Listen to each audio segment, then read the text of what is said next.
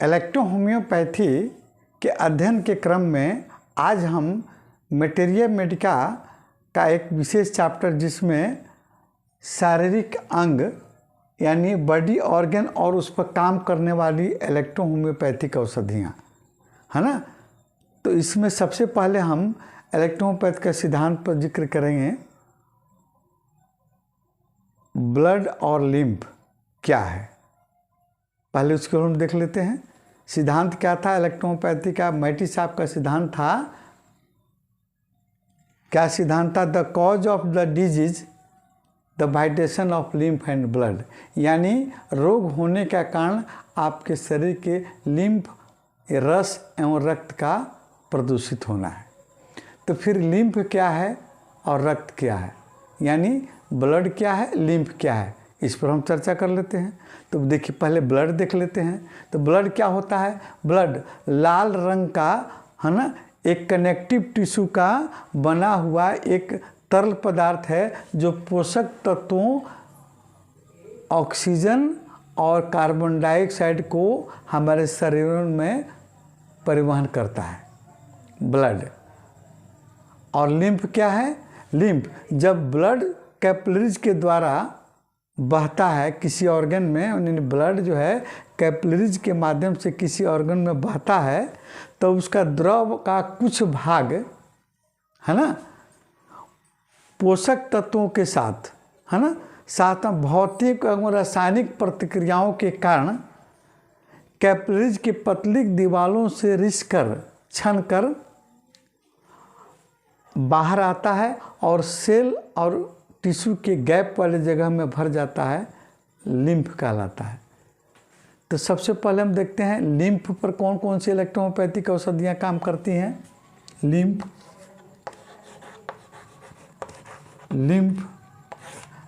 पर काम करने वाली औषधि आपका है S1, S2, S5, RE और YE, ये आपका लिम्फ पर काम करने वाली औषधियाँ होती हैं। दूसरा नंबर हम देखें ब्लड पर काम करने वाली औषधियाँ। तो ब्लड पर काम करने वाले औषधियों को पहले हम ये जान लेंगे कि हमारा ब्लड सर्कुलेटरी सिस्टम क्या है। तो ब्लड सर्कुलेटरी सिस्टम में आपके कौन कौन ऑर्गन भाग लेते हैं और उस पर कैसे आपके इलेक्ट्रोहोम्योपैथिक औषधियाँ काम करती हैं। तो सबसे पहले आपको ब्लड आ गया। ब्लड के कंपोनेंट्स जैसे आपको RBC रेड ब्लड कार्पल्स है ना, प्लेटलेट्स और WBC वाइट ब्लड कार्पल्स, ये ब्लड के कंपोनेंट है, उस पर भी हम बताएंगे कौन कौन औषधियाँ कार्य करती हैं। तो सबसे पहले हम ब्लड पर देख लेते हैं। तो ब्लड पर देखेंगे, उसके बाद हार्ट पर देखेंगे है ना, और हार्ट के बाद में फिर आपको हार्ट में और भी सब ऑर्गन हैं जैसे आर्टरी है, कैपिलरीज है, उस पर कौन सी औषधि काम करती है, और फिर वेन है ना जिसके द्वारा गंदा रक्त आपको प्रवाहित होता है, कलेक्ट होता है, उस पर कौन सी औषधि काम करती है। अब ब्लड के कंपोनेंट पर कौन कौन सी औषधि काम करती है, तो सब पर ब्लड पर हम देख लेते हैं। ब्लड पर काम करने वाला औषधि आपका है A3 है ना, और आपको A1 और B, ये आपको ब्लड पर काम करने वाली औषधि है। अब ब्लड के कंपोनेंट्स जैसे RBC है ना, RBC यानी रेड ब्लड कार्पल्स पर काम करने वाली आपकी औषधि है S1 प्लस A1 अब प्लस आपको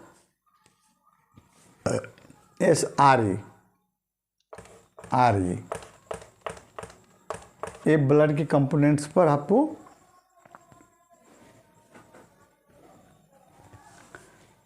RBC रेड ब्लड कार्पल्स पर S1, A1 और RE काम करेगा। उसी प्रकार प्लेटलेट्स पर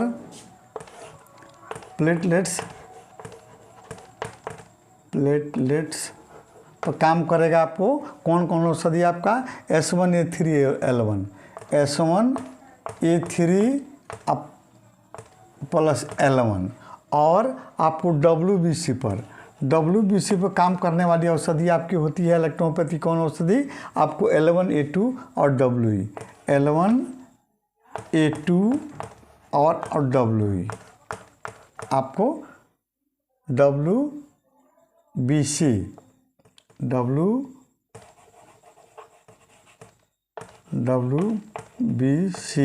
यानी व्हाइट ब्लड कार्पल्स पर काम करने वाले आपकी औषधि होगी कौन? आपका L1, A2 और WE। ये हो गया। अब आगे बढ़ते हैं हम आपका आर्टरी पर, है ना। लिम्फ और ब्लड पर हो गया और ब्लड के कंपोनेंट्स हो गए। अब इसके बाद हम देखते हैं आपको आर्टरी पर। आर्टरी क्या है? आपके ब्लड के शुद्ध रक्त को, यानी शुद्ध ब्लड को आपके शरीर में प्रवाहित करती है आर्टरी। इस पर काम करेगा आपको A1 और प्लस आपको B। ये हार्ट के लेफ्ट चैम्बर पर काम करता है, बाएं भाग पर।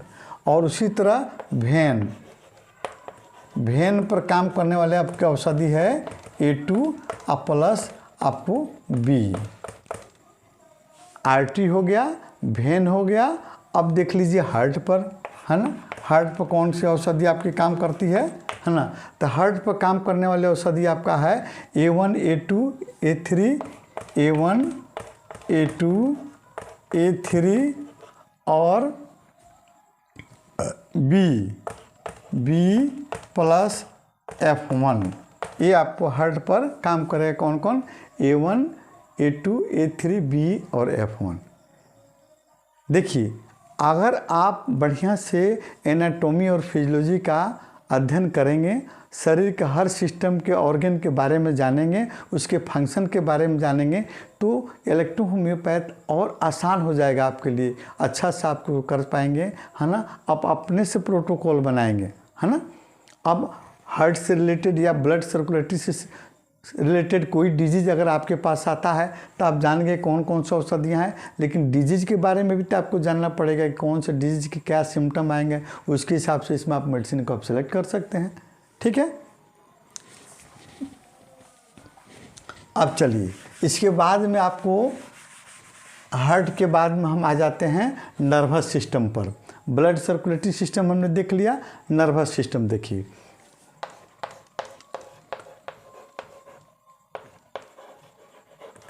नर्वस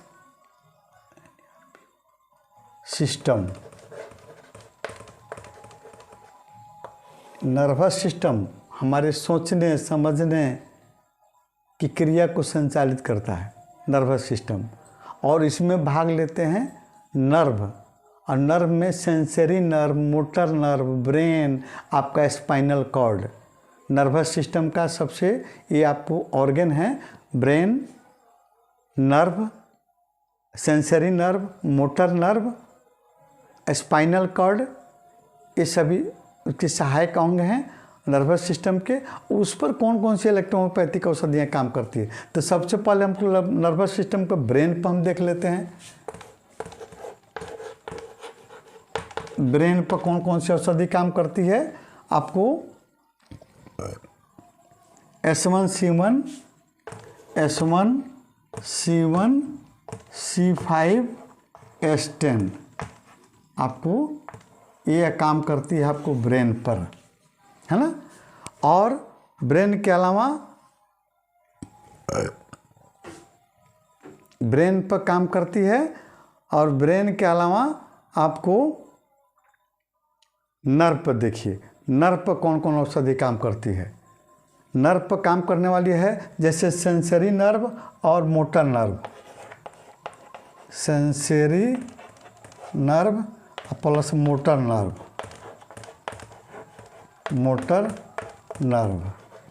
पर एक काम करती है कौन कौन औषधि? सेंसरी नर्व, मोटर नर्व पर काम करने वाली आपकी औषधि है S3 प्लस WE, YE और RE।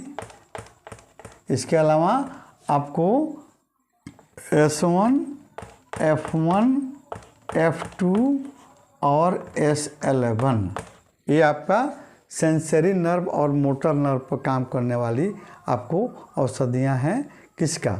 आपको नर्वस सिस्टम का। ब्रेन पर आपने देख लिया, ब्रेन पर कौन कौन सी औषधि काम करती है, S1, C1, C5, S10, और सेंसरी नर्व मोटर पर S3, WE, RE, है ना, S1, F1, F2, S11। अब इसके बाद मिलता है आपको स्पाइनल कॉर्ड। स्पाइनल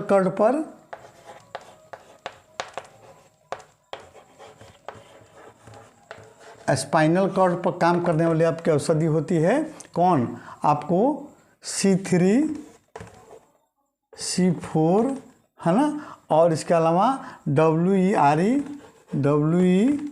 RE और YE सेंसरी नर्व पर आपको काम करेगी, है ना। और इसमें F1 जोड़ दीजिए, F1 भी आपको काम करती है सेंसरी नर्व पर, है ना। अब इसके बाद हम देखते हैं, इसके बाद में आपको आता है, अब देखते हैं रिस्पिरेटरी सिस्टम। पहले गला को देख लेते हैं, थ्रोट, गला और रिस्पिरेटरी सिस्टम। तो पहले आप थ्रोट, गला को देखिए, उसके पहले माउथ कैविटी को हम लोग देख लेते हैं। माउथ कैविटी, उसके बाद थ्रोट, गला, उसके बाद रिस्पिरेटरी ऑर्गन, है ना। तो माउथ में देख लीजिए, माउथ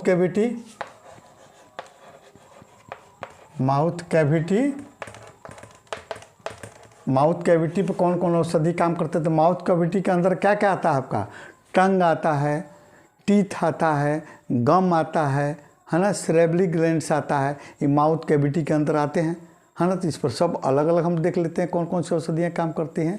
तो देखिए पहले माउथ पर देख लीजिए, माउथ कैविटी पर S1 आपको प्लस S10 प्लस C5। उसके अलावा टंग पर देख लीजिए,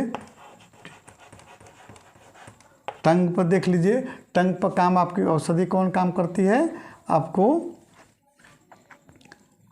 टंग एंड टीथ दोनों पर देख लीजिए, टंग एंड टीथ, टंग और टीथ पर काम करती है आपका S1, S10,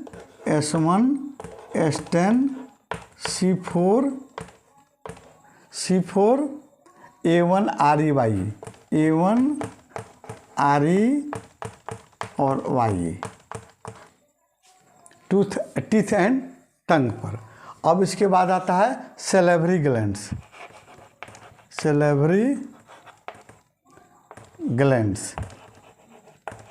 सेलेवरी ग्लैंड्स पर आपको काम करेगी कौन कौन, S1, C2, F1, S1, C2 और F1। ये आपका हुआ आपको माउथ कैविटी और माउथ पर। अब देखते हैं थ्रोट, गला, है ना, गला पर देख लेते हैं थ्रोट, गला। तो गला पर है काम करने वाला S1 plus S5 plus C5, है ना, और P2 ये काम करता है आपको कौन, थ्रोट पर, गला पर। इसके बाद गला के अंदर कौन कौन रोग आता है, कौन कौन आपको और ऑर्गन आते हैं, फेरिंग्स, है ना, फेरिंग्स आता है। तो फेरिंग्स में आपको कौन कौन सा आपको मेडिसिन काम करता है, C13, P4 और S1, C13, P4 और S1, है ना, आपको फेरिंग्स पर। उसी तरह लैरिंग्स पर काम करती है कौन औषधि, है ना,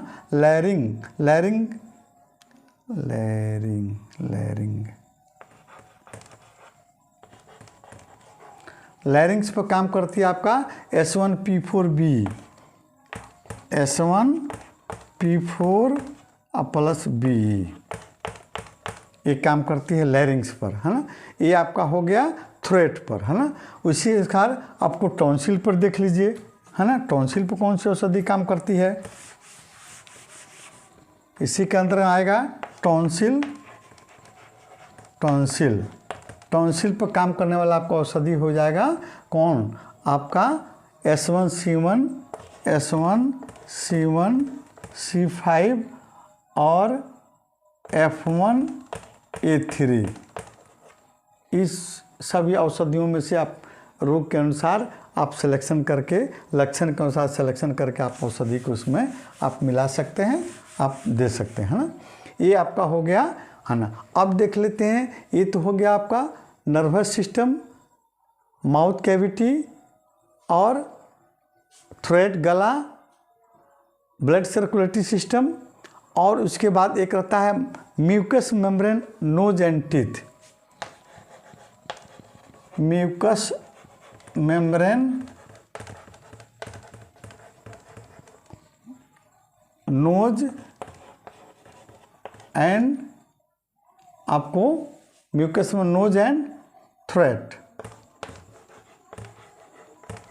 गला, नाक और गला में जो म्यूकस मेम्ब्रेन होता है उस पर कौन कौन सा औषधियाँ काम करती है, आपको इसमें आएगा आपको S11, C2, C13, P4, C13, C4 और आपको S1, ये आपका काम करेगा नोज एंड थ्रोट पर। अच्छा, उसी समय हम देखे, जब लिम्फ हम देखे थे तो लिम्फ पर कौन औषधि थे, लिम्फेटिक ग्लैंड्स पर कौन कौन सी औषधियाँ काम करती हैं, lymphatic glands, lymphatic glands, lymphatic glands पर काम करने वाली औषधि होती है आपका C5C1, C5C1, S5, C15, RE और C4 प्लस S1, ये आपका लिम्फेटिक सिस्टम पर काम करती है ना।